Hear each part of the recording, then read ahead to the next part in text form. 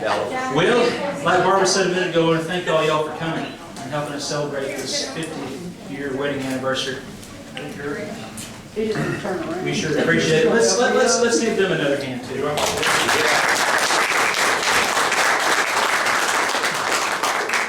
Charline told me when we first got started planning this that I was going to have to help her, and I said, "Oh my gosh." She said, "No, I only want you to do 3 things. First off, I want you to put all of those pictures on a CD and have them playing on the TV." And you notice I didn't do that, so I'm already in the doghouse. No, it didn't work out. Next thing she said is, "I want you to get together a song, and I want you to sing a song for Mom and Dad." And I said, "Okay." Now, most of you know I'm a songwriter. I've written a couple of dozen songs, and a couple of them are romantic, so I thought this would be no big step for me. I can do this easy. Well, as I was going through my romantic songs, the first one I came to was "I'm a Blessed Man." And as appropriate as that is, now I said in the prayer earlier that I'm really proud of them for sticking with it for 50 years, because that's just unheard of today. It really is. Yeah. So it would be very appropriate for him to say that he is a blessed man. And he really is. But that song is really personal to Charline and I, so we decided to skip it. Fast forward a couple of years, the next one I wrote for her was called "Angel in Disguise." Now I'm going to tell you, all you son-in-laws in here, you'll know what I'm about. You can identify with this. Sometimes the mother-in-law, son-in-law relationship can be a little strained. Yeah. But you know what? I got to say, this lovely lady here has been good to me. And she really is an angel in disguise. She really is. And she demonstrates that on a daily basis. She's always up in the air harping about something.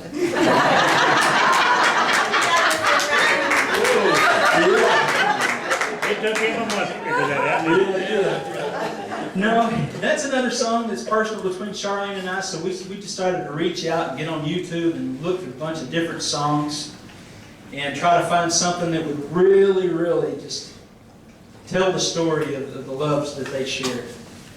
And I have a funny sense of humor, and as we were looking for songs, I realized that I'm not the only one with a peculiar way of looking at things. Songwriters in Nashville demonstrate that every day with the songs they write. Songs like, "How Can I Miss You When You Won't Go Away?"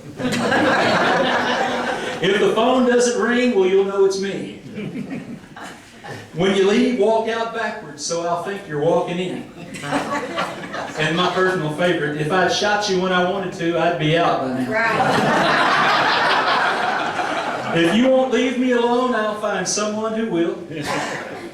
"I'm so miserable without you, it's almost like having you here." "Sorry I made you cry, but at least your face is cleaner." Oh, goodness. "Take me out to the cornfield, honey, and I'll kiss you between the ears."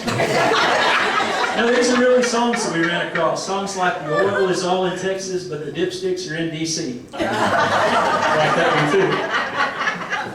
And the our all-time favorite unusual song that we run across, it's kind of a romantic song.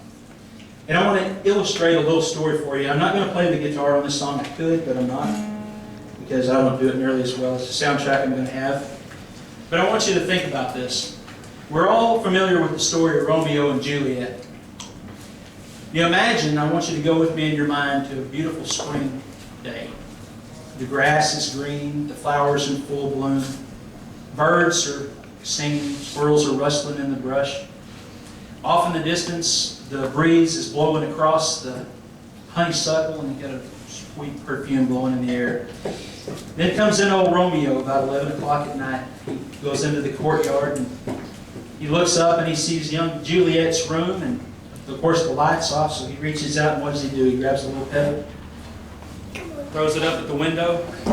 Juliet comes to the window, opens it, and she sees young Romeo, strapping and handsome, standing out there with his guitar, ready to serenade her with a song and sweep her off her feet.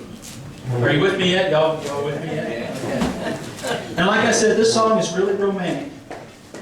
So men, you might want to just reach out and grab her by the hand. That is, if you're sitting by your wife. Or sometime during this song, you may want to just really put your arm around her, look her in the eyes, and say, "Honey, This is from me to you. This is truly how I think. You ask me if I love you, if my love is true. Well, if I were a rich man, here's what I'd do. Well, I'd buy you a diamond ring and a new fur coat or two. If my nose was running money, I'd blow it all on you.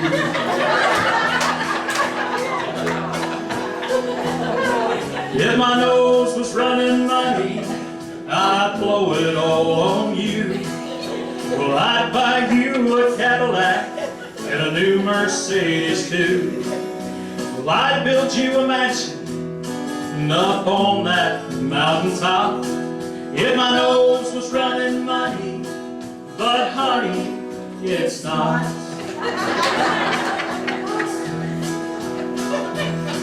If my nose was running money, well, you'd have anything you pleased.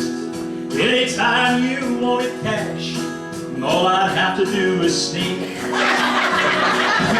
You win the lottery whenever I had a cold or flu. If my nose was running money, I'd blow it all on you.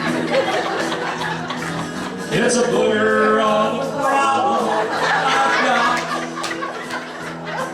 If my nose was running money, but it's not. Well, I'd buy you a diamond ring and a new fur coat or two. If my nose was running money, I'd blow it all on you. I told you it was romantic. All right, let's do a little bit of a roast going on. I don't know about y'all.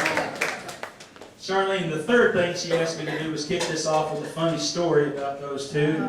I tell you what, in this family, you're not at a loss for material. I had to really wade through it to see what I wanted to use. But we settled on this one. About 10 or 12 years ago, they decided to go on a vacation where they were going to fly for the first time. Well, now he had flown, but her for the first time. And Lord, let me tell you, she was scared to death. Absolutely, she warded me and Charlene to death. I don't want to go, I don't want to go.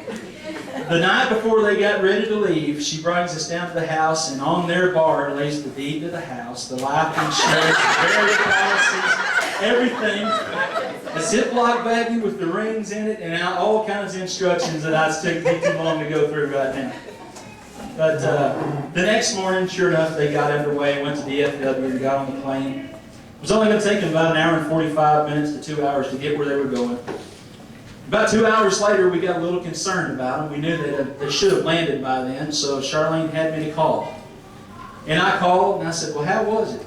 She said, I tell you what, I ain't never doing that again. I don't care. I will take a taxi.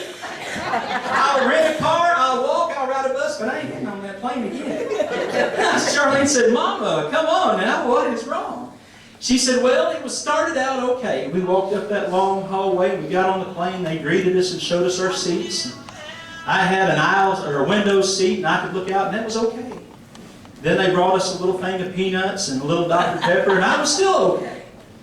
Then the pilot said we were going out onto the tarmac and about to go up the runway, and we took off. And once we leveled out, everything got all right. You know, everything got comfortable. My ears popped, she said, but that I was expecting that. She said, and then we heard this voice that said, feel free to move about the cabin. And she said, I looked and I poked my head out that aisle, and there was salvation at the end of the hall. I said, golly, Jesus, you saw him up there in the air? She said, no, we saw 2 vacant bathrooms down at the end of the hall. She said, so we got out and we started making our way to the bathroom, went in there, and a couple minutes later we come out. She said, we both opened the doors at the same time, and just about that time, this little sign came on that said, return to your seat. She said, I looked at Charlie and we went back in and sat down. She said, you know, that thing didn't go off for an hour and 45 minutes. By the time we landed, both my legs were paralyzed. She said, I'd heard about jet lag before, but I did not know what it meant.